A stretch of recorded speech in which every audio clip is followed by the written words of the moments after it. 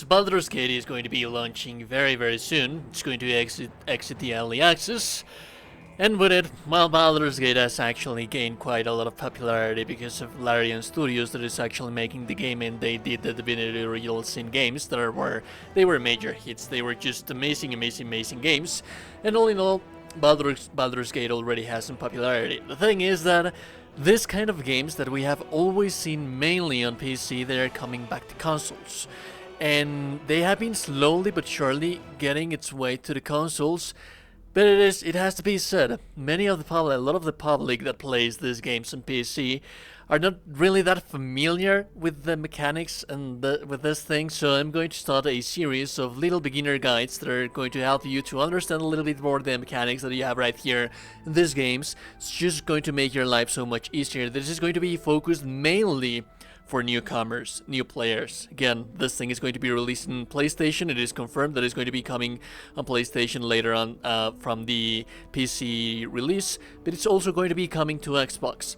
And just to make you aware of it, this is also based on the 5th edition of Dungeons and Dragons. So if you do know how to play Dungeons and Dragons with your friends, you are going to feel very familiar with this right here. There's going to be lots of different mechanics that are going to be applied in here. The only major difference, or there are actually quite a lot of difference, but the only major difference that this is going to have between a game that you would play, a board game, RPG board game with your friends, and the actual PC or console game, it's going to be the main campaign, which is already going to be fixed. The main campaign is going to be the Dungeon Master in these games, whereas opposite versus to when you play with your friends, there's always a Dungeon Master designing the campaign for you. That introduction out of the way, let's talk about dices. And dices is basically everything that you are going to be doing in this game. Every single action that you see in this game, it's going to require a dice. This is as traditional as it gets on RPG. I was about to say that this is not like your traditional RPG, but actually this is the most traditional thing that you are already going to have. So it's going to be based on dices, but do have in mind that it's also based on percentages. The dices, at the end of the day, they are percentages, and there's going to be two major things that the dices are going to be doing in here. We're going to have lots of different dices. The game is going to show you one specific dice, which is the one that you are seeing on screen right now, which is going to be altered by all kind of different stats. It's going to give you a whole lot of different boons. As you can see in the screen right now, you might have boons from the dice for the ability checks, for the skills checks. So there's going to be a whole bunch of different stuff to increase the percentage of your stuff that you are going to get. But the base core of everything, it's going to be dice rolls. And there are two major differences when it comes to dice rolls. This is the dice that you are going to be using when you're going to be using your skill checks, your ability checks, your persuasion, intimidation, deceiving, telling lies and whatnot. Basically, it's going to be, more than anything, it's going to be the narrative side of things. When you're doing dialogue, this is what you're going to get. But also, it's going to help you with your saving throws. There's going to be a difficulty class. The difficulty class basically means the dice that you need to get to actually bypass that specific option that you have right there. So for example, right here we have a difficulty class that we need to pass to be able to persuade or to convince that other person about the choice that we are making. But we are also going to be getting the benefit from the stuff that we have built for our character. We're going to be speaking about builds on a different video, but basically here I build my character to be very proficient with diplomacy and persuading people thinking like me. But also, this is something that you could do if you are a warrior, for example, and you want to have a different personality. You also want to have this kind of different traits. You can use intimidation and use your soldier background or your strength to be able to bypass that ability check, which is going to be the very same thing for telling lies, and by using intelligence and whatnot. There's always going to be all kind of different options that you are going to have to be using in here. It is going to count as well for your saving throws.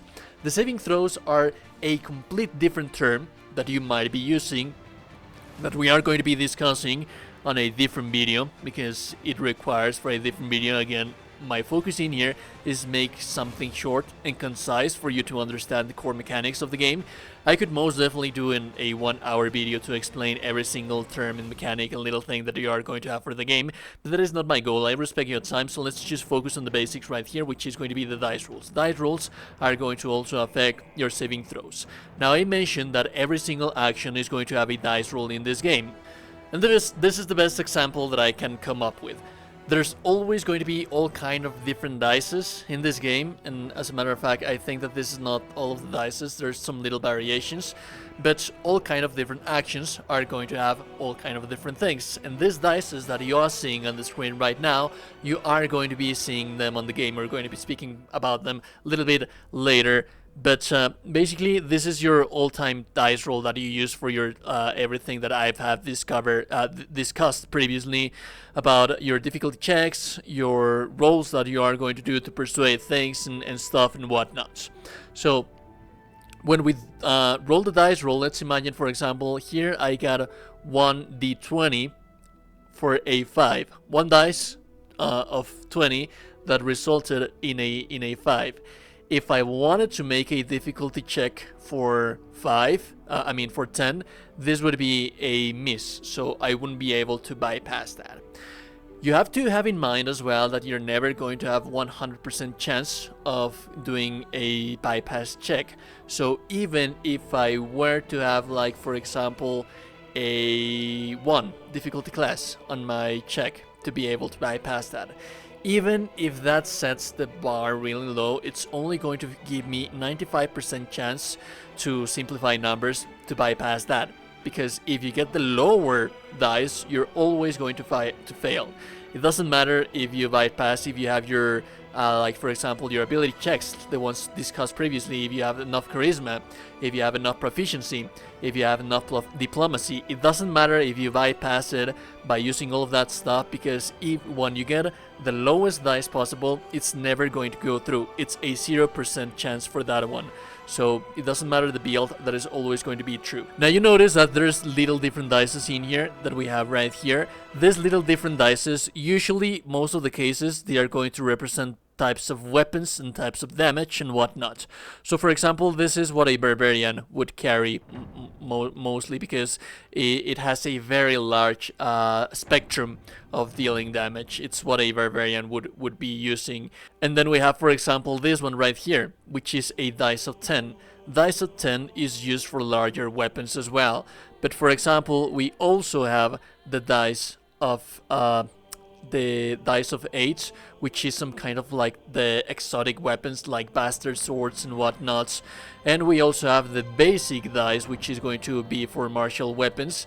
The martial weapons, it's going to be determining the damage that you are going to get. You are going to get 1 out of 6 damage. Remember that 1 is always going to be like the lowest value. It's always going to be a miss. So you cannot deal 1 damage because it's always going to be a miss. You can deal 1 damage, but that is going to be based on what the enemy has as a armor class or protection against that dice. So let's actually review the dices a little bit more. Let's actually talk about the dices on the game on itself. I have already shown you what kind of dices, what kind of type of dices are we going to have. But like I told you previously, the game is always throwing dices, even though it's not going to show you when it's throwing dices, but it's going to show you the values right here. So I'm going to be zooming this thing a little bit more, because as you can see right here, I have 1 type of dice that I have right here for this specific attack. So my main hand attack, let's swap to my main character, Lucian, right here. My main hand attack, it's going to be used on a weapon that deals 1 to d6 damage. So for example, if I were to be using a two-handed weapon, it would be 1 to 10, because it's a larger weapon, so it has a larger spectrum of damage. This one, the one that I have right here, is just a basic martial weapon. Usually the 8 faces dices, they are going to be for exotic weapons like bastard swords and whatnots. There's all kind of different weapons that are going to be represented by all kind of different dices. This one, it's for the 1d6. Although, as you can see right here, it can reach 6 to 11 damage. That is calculated based on your ability checks and the modifiers that you may have, the ability modifiers and the rest of the modifiers that you have right there. So for example, My modifier for my strength is going to be contributing with a +3 to my ability checks, but it's also going to be affected by the kind of weapon. Usually, on the Dungeons and Dragons games, you will see that weapons, the highest weapon, the rarest weapons, the actual magical weapons, they are going to have a trait that is going to be doing something that is going to require a dice roll as well, but it's also going to increase his base damage because that is going to have a +1, +2, +3, +4, +5, and so on, depending on the setting and campaign that you are playing and the Dungeon Master and the games and whatnot. All kind of different stuff that you can find and how complex you want it to be. But let's say, for example, that my Watcher's Guide right here, let's say, for example, that this would be the Watcher's Guide +1. The Watcher's Guide +1 would have right here a +5, +1. The 5 right here that I have with a +1, if this were to be a +1 Watcher's Guide, it would be, instead of 6 to 11 damage, it would be 7 to 12 damage. This is calculated again because of the checks that I have right here. My ability checks and all of this stuff are contributing. The type of weapon also contributes with a little bit of the bonuses that you have right here. So longswords, spears, lances, halberds, they all have kind of different modifiers. But the base of the weapon right here, it's always going to be 1 dice out of 6. 1 dice out of 6. That is going to be my weapon that I have right here. So I did show you the dice throws previously with the web app that I showed you. And this is how it's going to be modifying your damage. Remember, your strength is going to be modifying your damage, at least for this specific kind of weapon.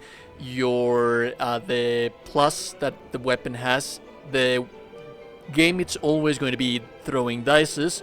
And then again, if you throw the lowest value, that is always going to be a miss. But that is why this weapon has 6 to 11 damage, even though that this is a weapon that rolls a dice out of 6. Whereas, for example, if I were speaking about spell casting, we have Firebolt right here, which, as you can see, it's going to be using the dice that it has 10 faces. So it has a larger spectrum, but it also has larger damage potential, but larger failure potential as well. So it's going to be 1 to 10 damage. It's going to be one throw of a dice, 1 dice, 10 damage, 1 to 10.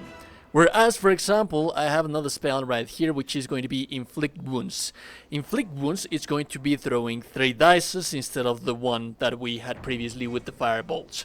What this means, basically, is that I get to throw those 3 dices, and those 3 dices, there are 10 dices. But then again, that is how it works. The game, it's always going to be throwing dices. The percentages that you would have in regular RPGs, the miss, the critical hit, the stuff, it's always going to be based on these dices, and the game is always going to give you what kind of dice is being rolled for this specific kind of attack that you're using, for the specific kind of debuff that you're using. You're always going to have the roll right here. A little bit complex, but it's actually quite fun. Anyways, if you like content and like numbers, I appreciate it. Not only today you're a gorgeous and beautiful person, you are indeed a gorgeous and beautiful person. I will see you goddamn gorgeous and beautiful people in the next one. Have a beautiful day and goodbye.